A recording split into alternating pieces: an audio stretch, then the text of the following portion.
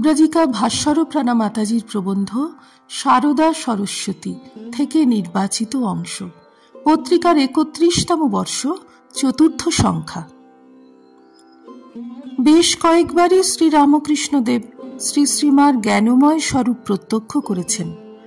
একটি পথভ্রষ্টা সমাজ পরিত্যক্তা বৃদ্ধাকে নির্জন দুপুরে মায়ের কাছে নহবতে প্রায়ই আসতে দেখে শ্রীরামকৃষ্ণ অখুশি হন এবং তার আশা বন্ধ করতে বলেন। শ্রী শ্রীমা প্রথম দিন কোনো উত্তর দেননি।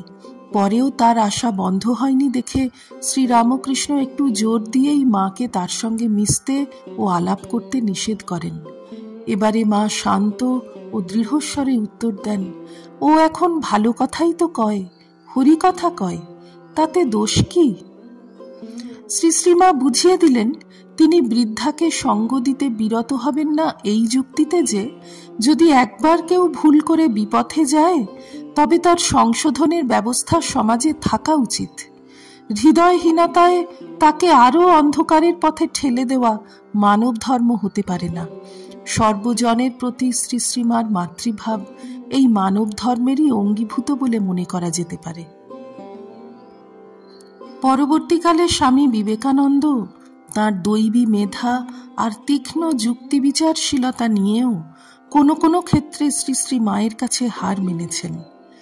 প্লেগের সময় সাধারণ মানুষের দুঃখ কষ্ট দেখে যখন আবেগের বশে স্বামীজি মঠের জন্য কেনা জমি বিক্রি করে সেই অর্থে মানুষের সেবা করতে চাইলেন, তখন শ্রী শ্রীমা নিরাবেগ যুক্তি দিয়ে তাকে নিরস্ত করেছিলেন অভিজ্ঞ আইনবিদের মতো।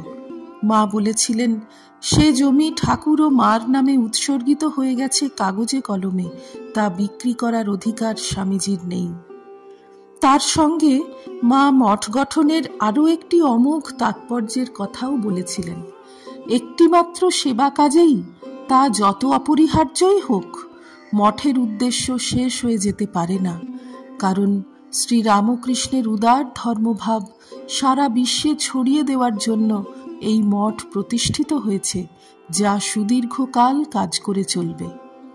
অ্যাটর্নির পুত্র স্বামী বিবেকানন্দ শ্রী শ্রীমার আইন জ্ঞান আর বিবেচনার কাছে সানন্দে পরাজয় স্বীকার করেছিলেন। বেলুর মঠে দুর্গাপূজার নবমীর দিন বলি দেওয়ার বাসনা করেন স্বামীজি এবং শ্রী শ্রী মায়ের কাছে অনুমতি চান। মা তাকে স্মরণ করিয়ে দেন, বলি দিও না, প্রাণী হত্যা করো না, তোমরা হলে সন্ন্যাসী, সর্বভূতে অভয়দানই তোমাদের ব্রত। আমরা বিস্মিত হই ভেবে শ্রী রামকৃষ্ণের মতোই স্বামীজিকেও তাঁদের ব্রত সম্বন্ধে শ্রী সারদা দেবীকে সচেতন করিয়ে দিতে হয়েছে। শ্রী রামকৃষ্ণার্পণমস্তু।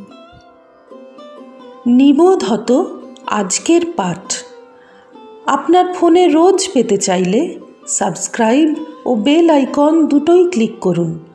রামকৃষ্ণ ভাবধারা প্রচারের সঙ্গে থাকুন।